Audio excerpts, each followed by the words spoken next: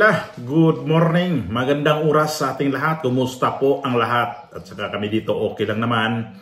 Ito, bumanat na kami ng trabaho nung nakaraang weekend, no?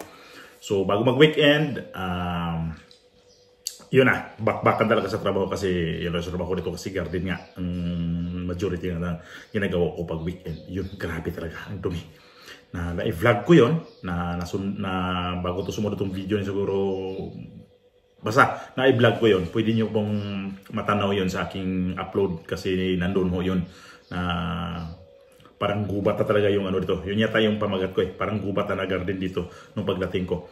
So yun, ano bang nangyari sa after 1 week na pag dumating kami dito? Umpisahan ko muna sa paggaling doon sa aming biyahe mula Pilipinas hanggang Turkey. So, makikita naman yun sa aking mga video. Meron po mga video dyan na ina-upload na tungkol po doon sa aming pag-alis sa bahay.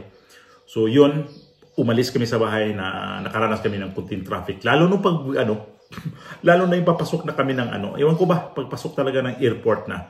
Mula kami dito, duman kami ng Bacoor, Cavite kasi parting Imus ka kami. Sa south po kami nakatira. So, parting Imus, Cavite. Nag-shortcut ng pinsan ko dito sa may dumidianan kami na dito Batagos ng Bacoor. So pagdating ng Bacoor dyan sa may lugar sa may Bacoor dyan na yung grabe talagang traffic dyan sa may paggaling ka ng sa may Talaba, yan dyan. Yun doon kami sumabit ng traffic. Na hindi naman ganoon kalala ang traffic, pero ang style kasi dyan buhos-buhos daw yung dyan, yung pagta-traffic. So yun, lumagpas na kami doon. Pagdating namin ng Coastal Road, papasok na kami ng papasok na kami dito sa may papunta ng Terminal 3 sa airport. Doon na talaga nakita ko, sabi ko gapang yung traffic. Sabi ko anong oras kami umalis ng bahay? Alas 4 ng hapon. Yun. Nakarating naman kami ng airport na maayos, pero grabe talaga mula doon sa may sa coastal gap, pag akyat namin papuntang sa skyway na yan na papuntang airport, gapang talaga yung traffic. Nagapang naman siya na tuloy-tuloy ang gapang niya. Di naman siya talagang na-stuck kami doon sa taas. So dumating kami doon, yun na grabing haba rin ng pila kasi yun na yung mga international flight na pupuntahan nyo, agahan nyo talaga kung maaari. Apat na oras bago ang flight nandun na kayo. Na kayo kasi nakaposisyon na kayo doon. Kasi ang haba ng pila, magche-check-in pa lang. Tapos sa immigration ganun din. Grabe talaga. Tapos yun, namin yun nakarating kami ng in short, nakaayos kami ng lipad, papunta na kami ng Turkey. So pati ng Turkey, maayos naman ang tempo rin kasi summer din ang Turkey. Okay naman na panahon doon, maliwalas ang panahon doon. So yan, isama natin yung tempo kasi kasama sa biyahe yan yung mga natin naranasan natin sa biyahe kasi pag ka na ulan, di ba? Yun, maayos ang tempo. So nagtambay kami ng mga 2 oras mahigit sa Turkey. Yun ang connecting flight namin papuntang Malaga. Yung final destination namin is Malaga sa eroplano. So pagdating namin ng Malaga, okay din. Okay ang namin doon. Sus, pagdating din namin sa may sa immigration, mas grabe. Grabe dito. Para labas na kami dito sa may dito sa may customs o immigration pala. Kaya lang, grabing tao. Dating sa taas. Grabing tao. Kunti lang pala dito yung yung mga counter na nag-uupo. May dito counter na wala. Out of service. Hindi walang tao. Tingnan lang dito. Kung sa kunti lang yung tao sa immigration, tambak na kami dito. Akala ko maayos din dito sa sa sistema, wala rin pala. Sa bahay, in short, dumating na kami dito sa bahay. Ayun, okay ang lahat. Na biyahe namin na papunta na dito na 3 oras din mula Malaga. Okay ang pagdating namin dito. So yun lang, pagdating namin dito, pansin namin na mga na namaga pala yung paa namin, na manas. Yun pala yun pag sobra talagang biyahe mo, yung oras, grabe. Ang biyahe namin ng ano noon is kulang-kulang 16 hours kasi ang biyahe namin. Abot talaga mga 16 hours. Lahat na yun ha. Kasi 12 Pilipinas to Turkey is 12 hours halos. Tapos dito 4 hours naman din Turkey to Malaga. So nag-ano siya ng ilagay na natin 16 hours talaga ang biyahe. So yun ang dahilan na yung paa namin kaming tatlo manas. Yun pala yung dahilan kasi upo ka lang, upo ganito, upo ka lang na upo. Tapos pag di ka naman kagaya din sa mag-ano ka na magbabarko ka, halimbawa na makatayo ka, magpamasyal ka sa aeroplano, hindi eh. Tatayo ka lang doon, punta ka lang ng CR, magsi-CR ka lang, pagbalik, babalik ka naman na ulit kasi nasa aeroplano, okay. Bawal ka naman din mag-ikot-ikot sa aeroplano kasi di ka naman pwede payagan doon. Lalo pa makita ka sa mga crew, sisitahin ka rin eh. Na balik ka muna sa upuan, kailangan na kasi upo ka lang, tapos yung pag-upo namin ganyan lang yung pinakahiga namin, tapos nakalaylay yung paa. Yun yung dahilan na magang-maga yung paa namin. So at least man lang yung pagmaga ng paa namin, madali na wala.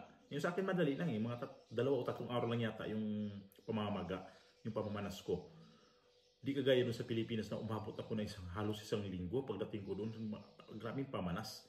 So mabilis yata na recover yung ano ko dito kasi nung ano na yun ay talagang yun ako sabi pa nga ng amo ko, matulog ka yung paa mo nakaangat ng gano'n maka ano yung dugo.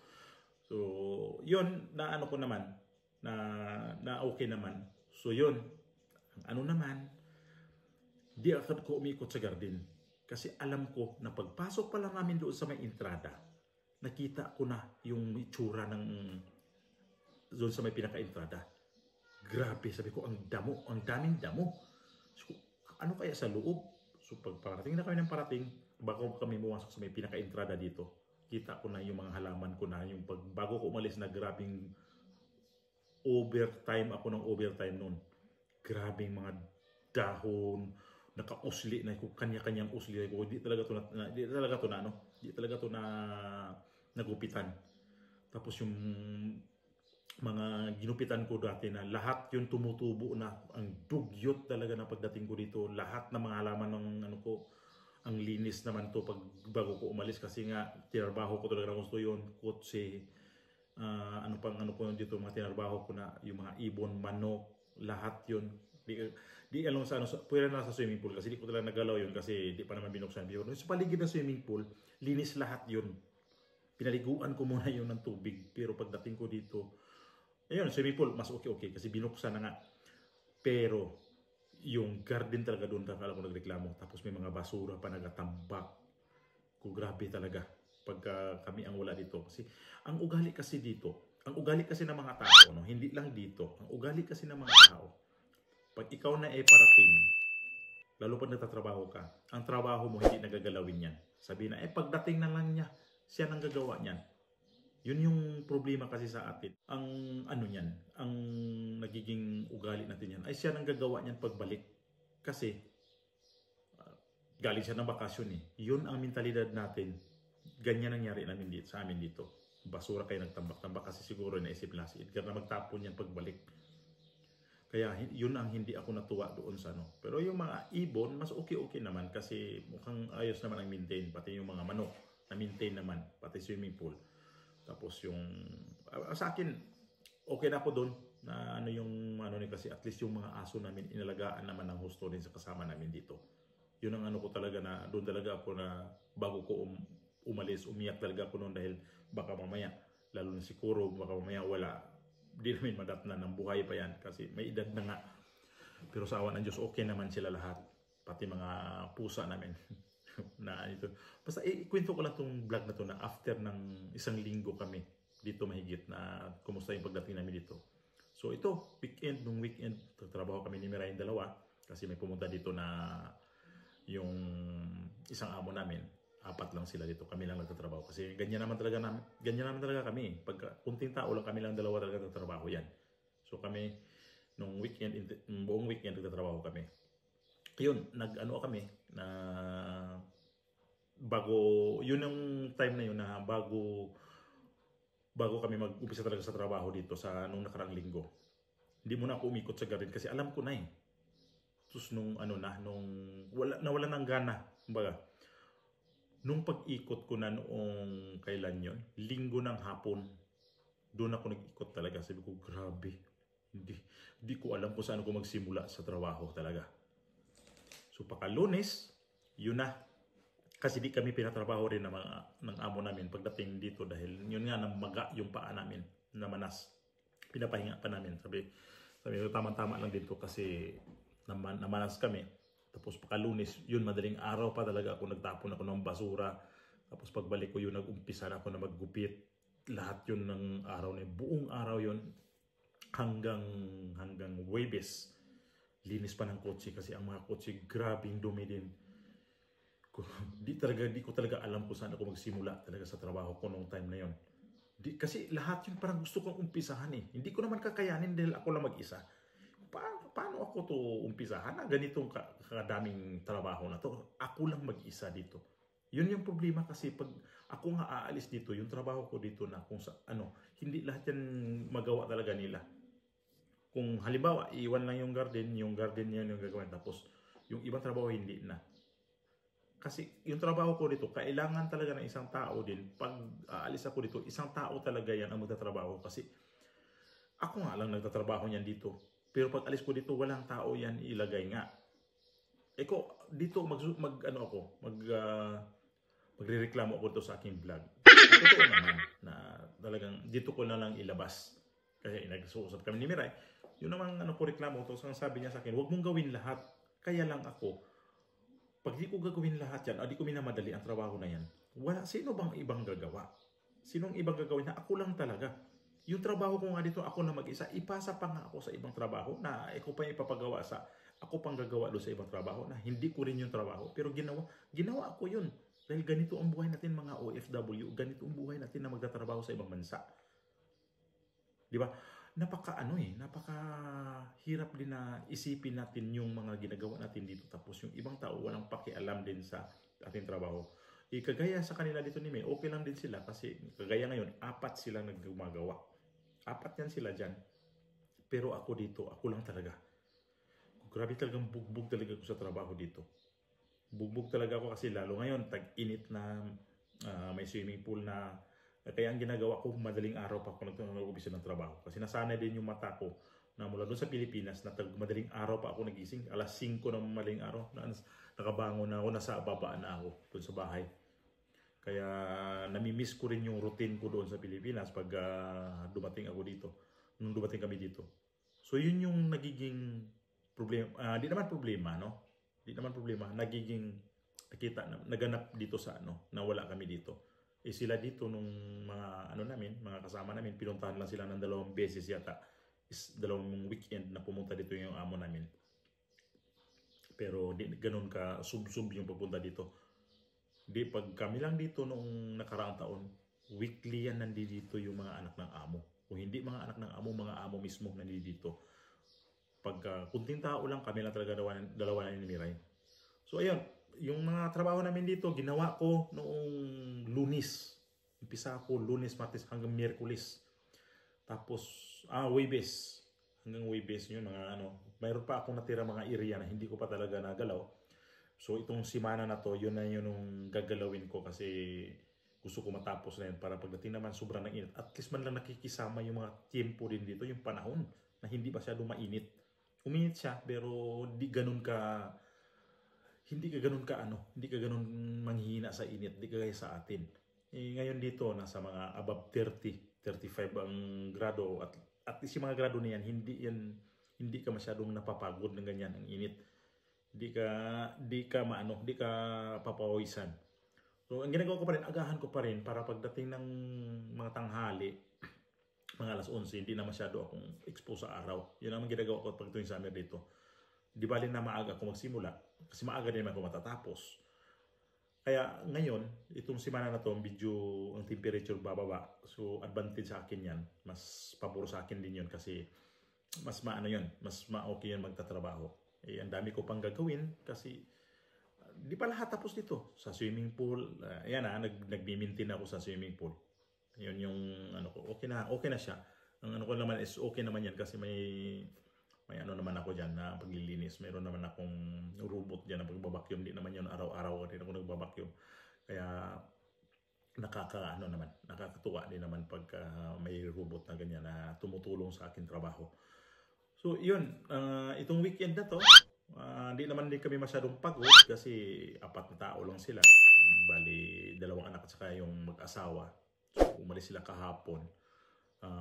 Napaaga nga kasi yung anak na natapilok yata yung tuhod na inoperahan, doon din tumama yung tapilok niya. Kaya kahapon napaaga ang alis nila, na bumalik sila ng kapital kasi siguro ipa-check up yun. O hindi ko lang alam kung anong gagawin na doon kasi namaga nga kahapon. Nilagyan ng yelo, ng yelo, pero namaga. Sabi ko namaga yung dalagitan yung naoperahan nung wala kami, paalis kami nun, naoperahan siya, pero kahapon ayun na naman. Kasi nga pumunta daw doon may pinuntahan doon sa mga aso yata. Hindi ko alam, baka naglakad, natapilok o di na balance. Ayun yung dahilan na namaga yung paa na naman kasi nga parang parang na dubli ba yun? Na dubli yung sa tuhod niya, namaga.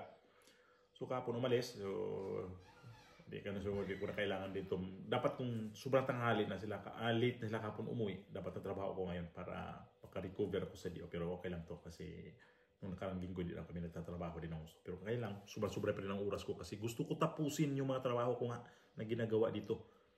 So mayroon akong natira pa, at least di na yan masyadong kalaking trabaho na gagawin ko. Madali na yan matapos ko.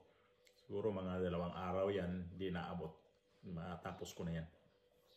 So yun yung naganap na mula ang biyahe namin mula sa Pilipinas, na lahat naman okay. Kumbaga sa English pa, smooth naman. Na okay naman na namin dito, nakarating kami ng maayos dito sa bahay. Na-meet nakasama na ulit namin yung mga animalis namin dito sa bahay, yung mga alaga namin. Ayun. Yeah, nakakatuwa rin na na-meet namin sila ulit kasi sila rin naman tuwang-tuwa talaga nung pagdating namin dito, parang mga parang mga tao din. Kaya sabi ko, parang tao talaga sila kasi namimiss pala kami. Ako rin naman doon, kahit doon sa Pilipinas, namimiss ko rin naman sila, naisip ko sila palagi. Kinukumusta ko, nagmi-message ako sa kasama ko kung kumusta yung mga alaga namin dito. Okay naman din. Sabi niya, okay lahat, huwag ka na mag-alala kasi okay lahat. Weekly ako nagtatanong kung kumusta. So, yun na tapos pinupuntahan din sa mga kasama namin doon, yung 2. Nagbibigay rin ng hotdog na kasi paborito nila. Hinahanap nila yung mga pagkain na binibigay namin sa kanila. Hinahanap pa rin nila. Hanggang ngayon nga parang di pa sila talaga na gusto pa rin sila na, kasi doon 1 buwan ba naman mahigit. Parang pagdating dito, hingi ng pagkain. Kaya gusto nilang, pinabayaan pa sila sa pagkain. Kasi iba naman talaga pag feeds sila ng feeds, pinapakain sa kanila, iba pa rin yung nila, hinahanap nila. May hotdog pa yan sila kasi may merienda pa paghapon. Ayun yung nangyari nung bumalik kami dito. Yung mga trabaho namin dito, nung itong buong weekend, siyempre, iba naman talaga pag kami rin dito kasi itong trabaho namin kasi dito, parang, sumisildo talaga tayo. Kaya lang, natin ang trabaho. Alagaan natin ang trabaho. Kaya yung mga kasama namin dito, sumusildo, gusto nila ng sweldo, pero ang trabaho nila, hindi nila iniintindi ang sa trabaho. Gusto nila sweldo lang, pero ang trabaho, ang dami pang upo kaysa trabaho. Hindi naman ito sinisiraan. May mga taong ganyan Hindi lang dito ang nakikita ko na may ganyan.